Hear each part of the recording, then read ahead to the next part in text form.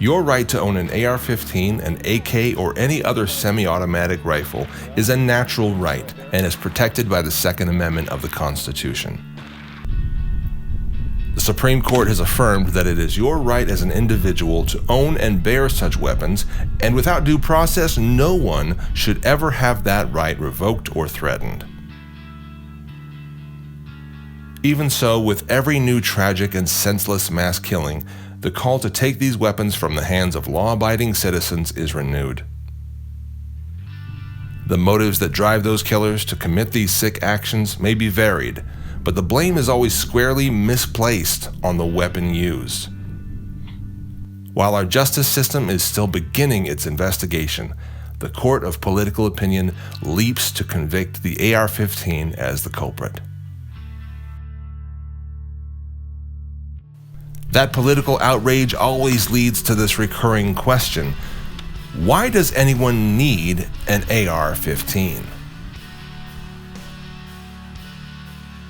Some ask the question sincerely, but many don't.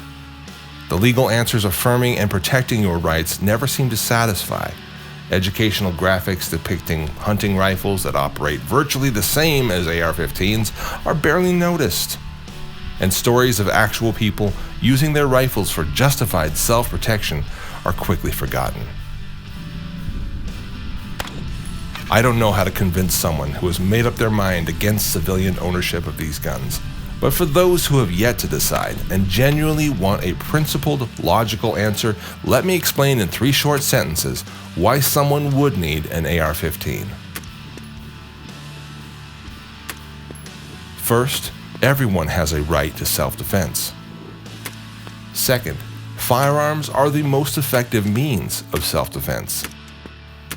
Third, the AR-15 is the modern standard in defensive firearms.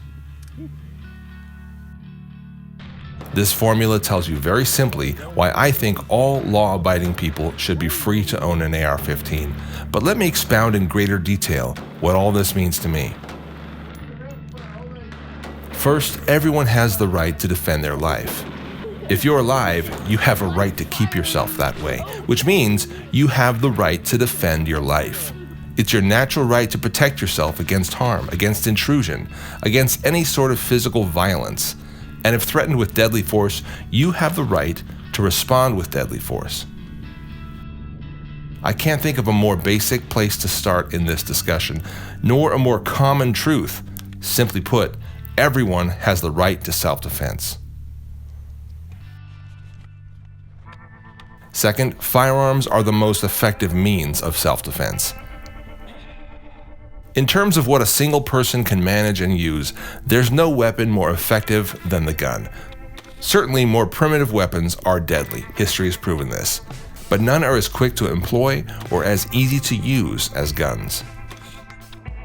We all want to avoid using lethal force against an attacker, and if we can avoid it, we absolutely should. But no one gets to choose what kind of threat they're presented with, or when or where that threat occurs.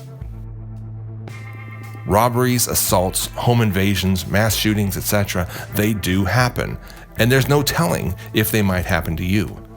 The only question is, will you be prepared for it? The city of Houston, Texas recently witnessed a broad daylight attack when a man shot up a car on the East Freeway, killing both occupants. When the shooter turned his attention to a witness, that witness drew his own gun and fired on the attacker. The man fled the scene and no one else was killed.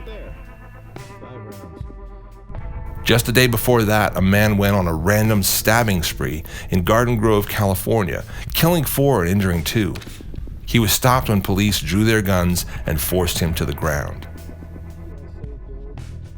The recent and tragic mass shooting in Dayton, Ohio, in which 9 people were killed, was stopped in 32 seconds because several police officers, who miraculously were nearby, fired on the shooter almost as soon as he opened fire. When deadly force is used, often deadly force is needed to stop it, and a competent good guy with a gun is the quickest way to end the threat and save lives. The mayor of New York knows that guns save lives, or at least that they can protect his. Bill de Blasio, who surrounds himself with armed guards, recently justified his anti-gun stance by arguing that New York police are sufficient to protect civilians from criminals, so there's no reason the citizens of New York should have guns. But New York City is not Dayton, Ohio, and as the saying goes, when seconds count, the police are minutes away. Anti-gun politicians surround themselves with guns and then strip their citizens of the natural right to protect themselves. It's an unequal, two-tiered system, and it's wrong. Speaking of equality, the quickest way to put a potential victim of violence on equal footing with their attacker is to allow them to have a gun. Guns truly are the great equalizer. A 95-pound woman with a revolver can easily fight off a 300-pound man. Disparities of weight and strength mean nothing when the defender is armed with a gun. Don't we want more defenders and fewer victims? As a husband of a wonderful wife and a father of a young daughter, I certainly do. Everyone has the right to protect their life, and having a firearm is the most effective means of doing that. Third, the AR-15 is the modern standard in defensive firearms. The AR-15, or the Armalite Rifle 15, was introduced in 1959 as a smaller, lighter version of the AR-10. Standard versions of the rifle use the intermediate 5.56x45 NATO cartridge, as well as the .223 Remington, which is noted for its accuracy and versatility at intermediate distances. The M16, M4, etc. are the U.S. military's select fire versions of the gun, which can be classified as true assault weapons. In its civilian form, the AR-15 only mimics the look and feel without sharing its fully automatic functionality. Since its introduction, the AR-15 has become the nation's most popular rifle for hunting, home security, sporting, and more. The 1994 assault weapons ban halted manufacturing of the rifle, but after it was lifted in 2004 and studies found that the ban had no impact on homicide rates, AR-15s became more popular than ever. Today, many gun manufacturers build their own version of the rifle, along with a huge array of parts and components for it.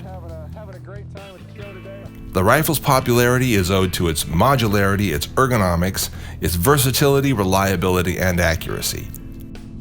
Now that it's so common and widely made, it is also extremely affordable, with brand new, very basic versions of the gun selling for around $350.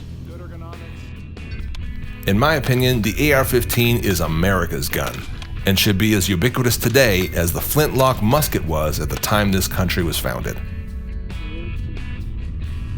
Throughout time, free men have borne weapons, in their home, on the hunt, and at times of war.